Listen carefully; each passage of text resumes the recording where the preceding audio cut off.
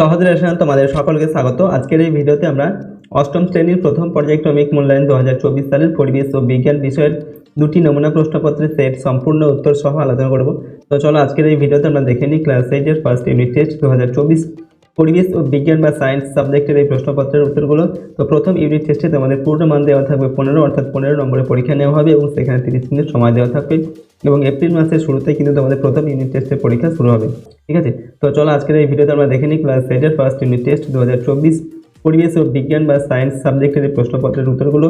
তো এই সমস্ত প্রশ্নোত্তরগুলো দেখার আগে যদি তোমরা এই চ্যানেল নতুন হয়ে থাকো চ্যানেলটিকে সাবস্ক্রাইব করে রাখবে, সাথে বেল আইকনে প্রেস করার পর অল অপশনটিকে সিলেক্ট করবে পরবর্তী ভিডিওগুলো পাওয়ার জন্য এবং ভিডিওটিতে একটা লাইক করবে, ভিডিওটি বন্ধু বান্ধবের সঙ্গে শেয়ার করবে। আর যদি এই সমস্ত প্রশ্নোত্তরের পিডিএফ ফাইলগুলো পেতে চাও তাহলে সহজ লেসন অ্যাপটিকে ফোনে তোমরা ইনস্টল করে রাখবে, সেখানে কিন্তু ভিডিওর পাশে পিডিএফগুলো পেয়ে যাবে। ঠিক আছে, ভিডিওগুলো দেখার পর চাইলে প্রশ্ন এবং উত্তরগুলো সেখান থেকে পড়তে পারবে অথবা পিডিএফগুলো নিজেদের ফোনে কিন্তু ডাউনলোড করে নিতে পারবে। তো চলো আজকের এই ভিডিওতে আমরা দেখে নিই ক্লাস 8 এর ফার্স্ট ইউনিট টেস্ট 2024 সালের পরিবেশ ও বিজ্ঞান বা সায়েন্স সাবজেক্টের এই প্রশ্নপত্রের উত্তরগুলো। তো প্রথমে আমরা সেট 3 প্রশ্নোত্তর দেখবো। এর আগের ভিডিওতে আমরা সেট 1, 2 ঠিক আছে সম্পর্কে আলোচনা করেছিলাম, তার উত্তর সহ। তো সেই ভিডিওটি তোমরা অবশ্যই দেখে নিও। ঠিক আছে, ডেসক্রিপশন বক্সে লিংক দেওয়া থাকবে। ওকে, তো দেখো এখানে এটা হচ্ছে ক্লাস 8 এর ফার্স্ট ইউনিট টেস্ট, তোমাদের সায়েন্স সাবজেক্টের একটা মডেল কোশ্চেন পেপার এখানে। ওকে, তো দেখো প্রথম প্রশ্ন কি রয়েছে, 1 নম্বর থেকে সঠিক উত্তরটি নির্বাচন করে লেখো। এখানে 6টি প্রশ্ন প্রথমে দেওয়া আছে, প্রত্যেকটা প্রশ্নের মান হচ্ছে 1 নম্বর করে। 1 নম্বর থেকে বলা হচ্ছে সময় বাড়ার সঙ্গে সঙ্গে পতনশীল বস্তুর বেগ ড্যাশ থাকে। অপশান এতে দেওয়া আছে বাড়তে, অপশান বিতে বলা হচ্ছে কমতে, অপশান সিতে দেওয়া আছে একই, অপশান ডিতে দেওয়া আছে কখনো কমতে কখনো বাড়তে। তো সময় বাড়ার সঙ্গে সঙ্গে পতনশীল বস্তুর বেগ বাড়তে থাকে। ঠিক আছে, অপশান এটা সঠিক উত্তর হবে। 2 নম্বর থেকে প্রশ্ন দেখো, স্প্রিং তোলা যন্ত্রে কোনো বস্তুর পাঠ 3 কেজি দেখালে বস্তুটির ওজন ড্যাশ নিউটন। তো অপশান এতে বলা হচ্ছে 3, অপশান বি হচ্ছে 3 × 9, 8, 3 × 9.8। ঠিক আছে, অপশান সিতে দেওয়া হচ্ছে 3 × 10, অপশান ডিতে দেওয়া হচ্ছে 3 × 981। এখানে বলা হচ্ছে স্প্রিং তোলা যন্ত্রে কোনো বস্তুর পাঠ 3 কেজি হলে 3 কেজি দেখালে বস্তুটির ওজন ড্যাশ নিউটন। উত্তর হবে 3 নিউটন হবে। ঠিক আছে, অপশান এটা। 3 নম্বর থেকে বলা হচ্ছে ড্যাশ গ্যাসের গন্ধ পচা ডিমের মতো। অপশান এতে দেওয়া আছে ক্লোরিন, অপশান বিতে দেওয়া আছে অ্যামোনিয়া, অপশান সিতে হচ্ছে হাইড্রোজেন সালফাইড, অপশান ডিতে দেওয়া আছে অক্সিজেন। তো কোন গ্যাসের গন্ধ পচা ডিমের মতো? অপশান সি এর সঠিক উত্তর হবে হাইড্রোজেন সালফাইড। ঠিক আছে, হাইড্রোজেন সালফাইড গ্যাসের গন্ধ হচ্ছে পচা ডিমের মতন। এরপর দেখো 4 নম্বর দেখে আইসোবারের ক্ষেত্রে ড্যাশ কথাটি সত্য। এখানে অপশান এতে দেওয়া আছে প্রোটন সংখ্যা সমান, অপশান বিতে হচ্ছে ইলেকট্রন সংখ্যা সমান, অপশান সিতে দেওয়া আছে ভর সংখ্যা, অপশান ডি হচ্ছে অপশান সিতে দেওয়া আছে ভর সমান আর অপশান বিতে দেওয়া আছে ভর সংখ্যা সমান।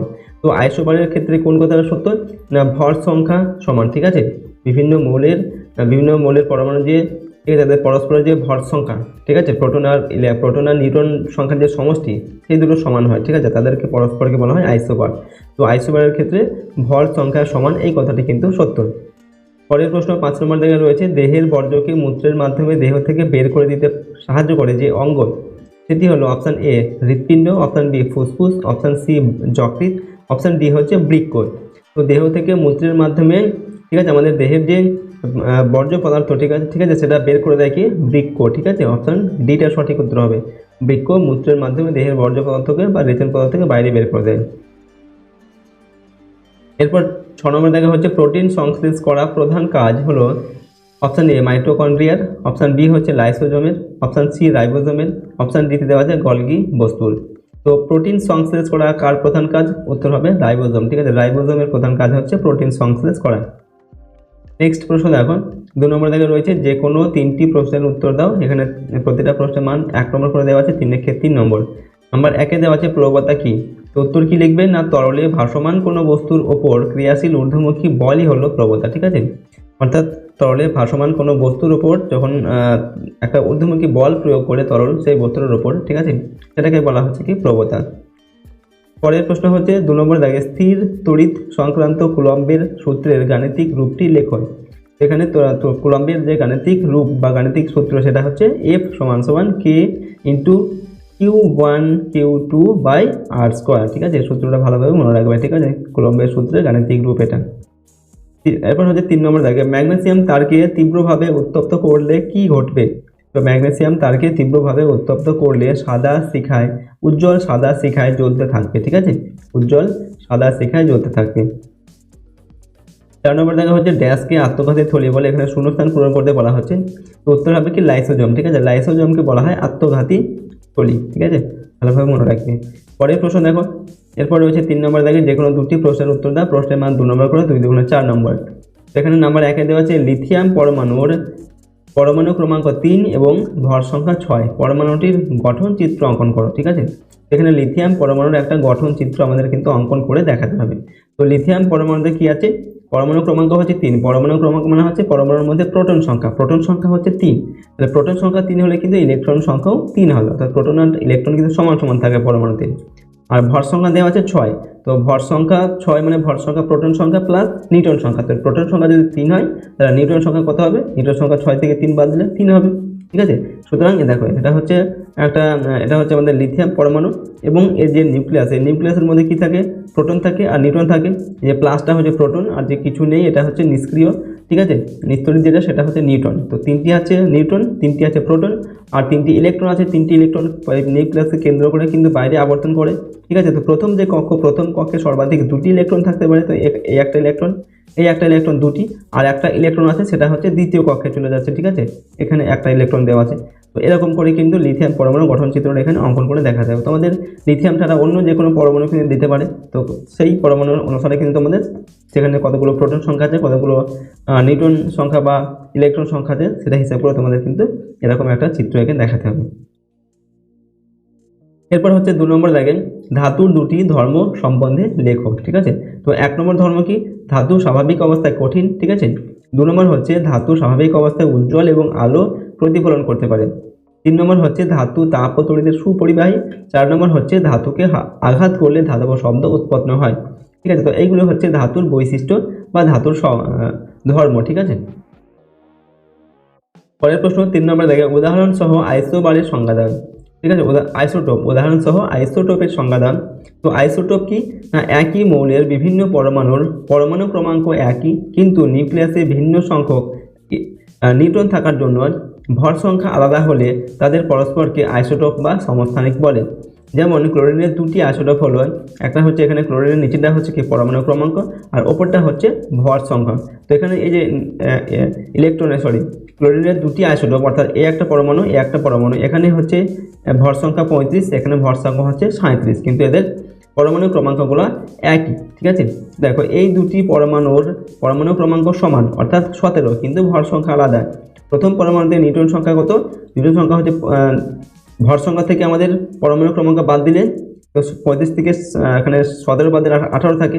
তো প্রথম পরমাণুতে নিউটন সংখ্যা হচ্ছে কত, 18টা, আর দ্বিতীয় পরমাণুতে নিউটন সংখ্যা হচ্ছে 37 থেকে এখানে 17 বাদ দেবে, তার 20, অর্থাৎ ঠিক আছে, তাই এরা পরস্পর আইসোটোপ। ঠিক আছে, তো এরকম করেই তোমরা লিখবে আইসোটোপ কি, এবং আইসোটোপের এখানে একটা উদাহরণ লিখতে হবে। ঠিক আছে, তোমাদের এখান থেকে এই যে এখানে আমরা এখানে এটা ভেঙে দেখিয়েছি, যদি এটা না লেখো, এটা না লিখলেও চলবে, শুধুমাত্র উদাহরণটা দিলে কিন্তু হবে। এই যে ক্লোরিনের এখানে পরমাণু ক্রমাঙ্ক 17 আর ভর সংখ্যা 35, আর এখানে 17 আর 37, এই পর্যন্ত লিখলেও কিন্তু চলবে। ঠিক আছে, পারলে সবটাই লিখবে। পরের প্রশ্ন এখানেও কি দেওয়া আছে, 4 নম্বর দেখবে তরলের চাপ কি কি বিষয়ের উপর নির্ভর করে। তো উত্তরে কি লিখবে না, তরলের চাপ 3টি বিষয়ের উপর নির্ভর করে। ঠিক আছে, যথা 1 নম্বর হচ্ছে তরলের গভীরতার উপর নির্ভর করে। ঠিক আছে, 2 নম্বর হচ্ছে তরলের ঘনত্ব, আর 3 নম্বর হচ্ছে ওই স্থানের অভিকর্ষ ত্বরণ। এই 3টি বিষয়ের উপর তরলের চাপ নির্ভর করে। ঠিক আছে, এরপর হচ্ছে 4 নম্বর থেকে যে কোনো একটি প্রশ্নের উত্তর দাও, প্রশ্নের মান 2 নম্বর দেওয়া আছে। তো নাম্বার 1 দেওয়া আছে কলা কাকে বলে, প্রাণীদেহে কয় ধরনের কলা দেখা যায় ও কি কি। তো উত্তর লিখবে জীবনের বিবর্তনের সঙ্গে সঙ্গে কোষগুলির প্রোটোপ্লাজমের মধ্যে ক্রম বিভাজন ঘটার ফলে কাজের পার্থক্য ঘটে। এই ঘটনা ঘটার জন্য এক এক ধরনের কোষ সমষ্টির উৎপত্তি হয়েছে। এই কোষ সমষ্টি বা কোষ গুচ্ছই হলো কলা। ঠিক আছে, অর্থাৎ কয়েকটি কোষের যে সমষ্টি সেটাকে বলা হয় কলা। আর এই কলা হচ্ছে 4 ধরনের। ঠিক আছে, আবরণী কলা, যোগ কলা, পেশি কলা, আর হচ্ছে স্নায়ু কলা। ঠিক আছে, তো প্রাণীদেহে এই চার ধরনের কলা কিন্তু দেখা যায়।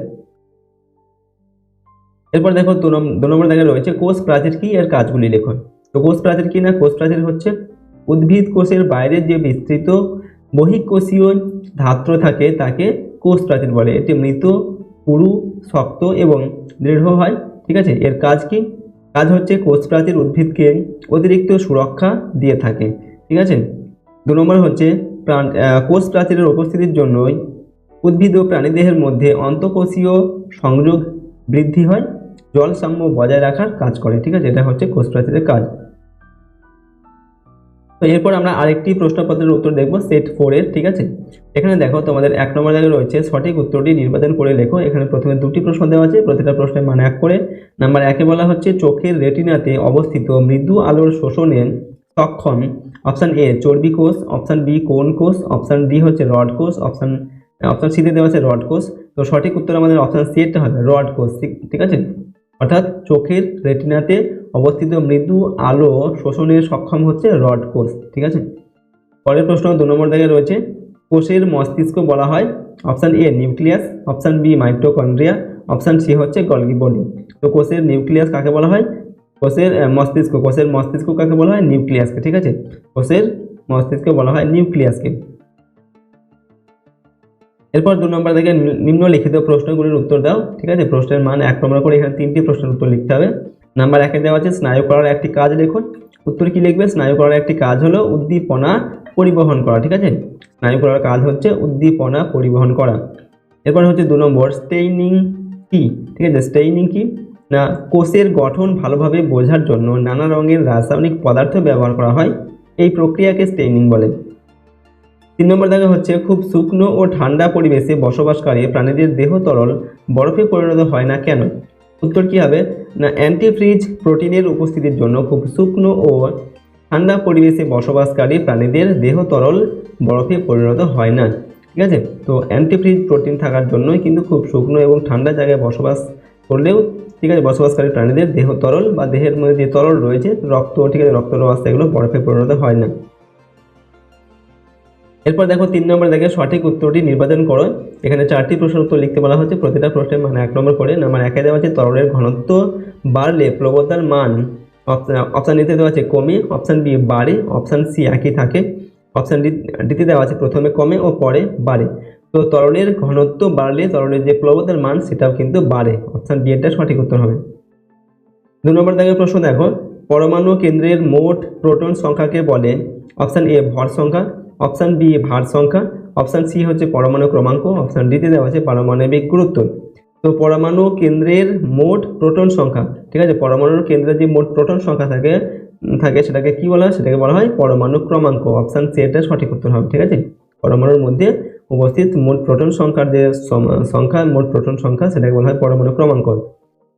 এরপর হচ্ছে 3 নম্বর দাগে তরলের চাপ ক্রিয়া করে অপশান এ শুধু নিচের দিকে, শুধু পাশের দিকে, অপশান সি শুধু ওপরের দিকে, অপশান ডি দেওয়া আছে সব দিকে সমানভাবে। তো তরলের চাপ ক্রিয়া করে কি সব দিকে সমানভাবে কিন্তু তরলের চাপ ক্রিয়া করে। ঠিক আছে, অর্থাৎ তরল কিন্তু সব দিকে সমানভাবে চাপ দেয়।